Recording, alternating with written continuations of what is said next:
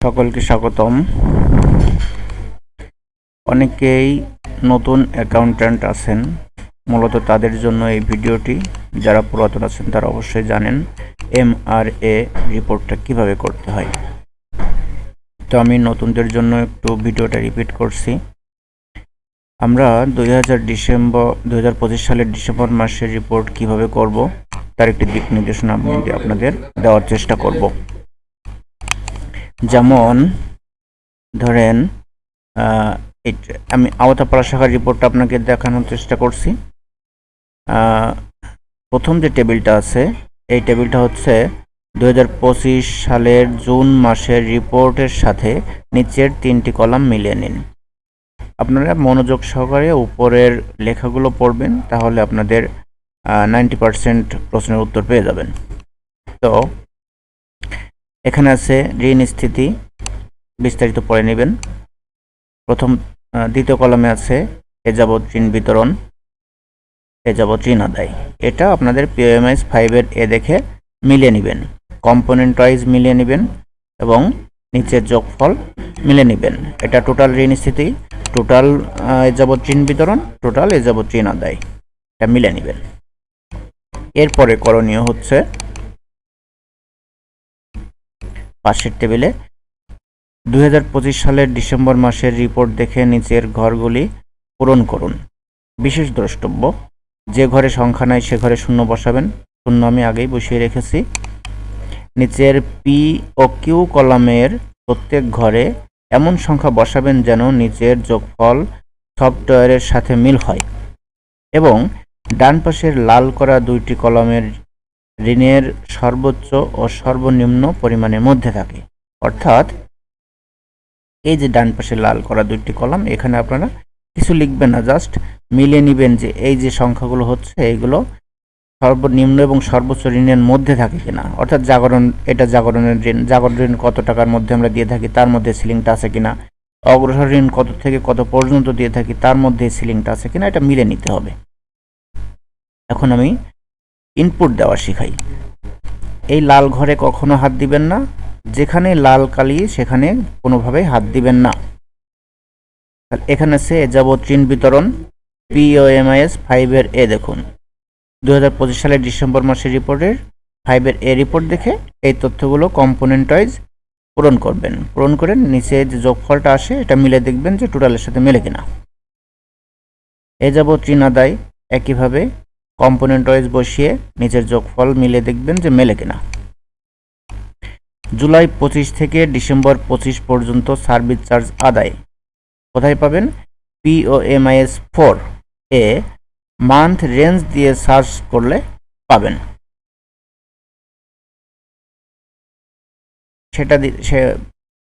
ওখানে একটা অপশন দেখবেন যে মান্থ রেঞ্জ একটা অপশন আছে, ওখানে আপনি জুলাই 25 থেকে ডিসেম্বর 25 সিলেক্ট করে সার্চ দিবেন, আপনার 6 মাসের তথ্য বের হয়ে আসবে। সেখান থেকে নিয়ে জাগরণে কত টাকা সার্ভিস চার্জ আদায়, অগ্রসরে কত টাকা সার্ভিস চার্জ আদায়, সবগুলো কম্পোনেন্ট ওয়াইজ এখানে বসাবেন। বসিয়ে দেখবেন নিচের যোগফল ঠিক হয় কিনা। এ মাসের নতুন বকেয়া, ব্র্যাকেটের টাকা। অনেকে এখানে বকেয়ার পরিমাণ লিখে দেন, কিন্তু না, বকেয়ার টাকার পরিমাণ লিখতে হবে, জোন না, সরি। আর অনেকে জোনের পরিমাণ লিখে দেন, জোন লিখতে হবে না, এখানে টাকার পরিমাণ লিখতে হবে। POMS 2-এর এ রিপোর্টের 8 নং কলাম দেখে লিখুন।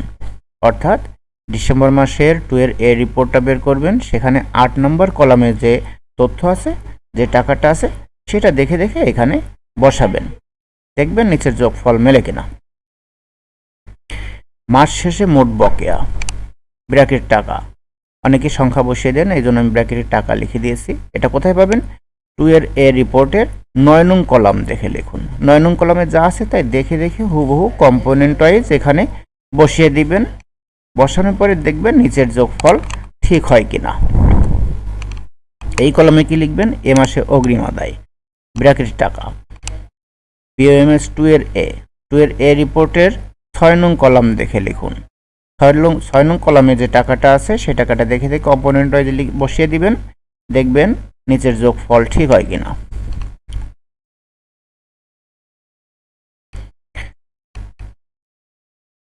এই কলামে আছে মাস শেষে ঋণ গ্রহীতার সংখ্যা, POMS2 এর 8 নং কলামের সংখ্যা। এতক্ষণ আমরা টাকা বসিয়েছি, এখন এখানে লিখতে হবে 8 নং কলামের সংখ্যা। অবশ্যই 8 নং কলামের সংখ্যাই থাকবে। ব্র্যাকেটে কি দিয়েছি, এই সংখ্যা হুবহু না হলেও সমস্যা নেই, কিন্তু নিচের যোগফল মিলতে হবে। অর্থাৎ আপনারা যদি প্রত্যেকটা কলামের পাই টু পাই দেখে দেখে বসান এই সংখ্যাগুলো, তাহলে দেখবেন যে নিচের যোগফলটি মেলে না। এই নিচের যোগফলটি মেলে না, হয় কম বা বেশি হতে পারে। সেক্ষেত্রে আপনাদের মিলাতে গেলে এই ভিতরের সংখ্যাগুলো একটু রদবদল করে দিতে হবে। রদবদল করে দিয়ে দেখবেন নিচের যোগফলটা যখন মিলে যাবে তখন আপনারা রদবদল শেষ করবেন।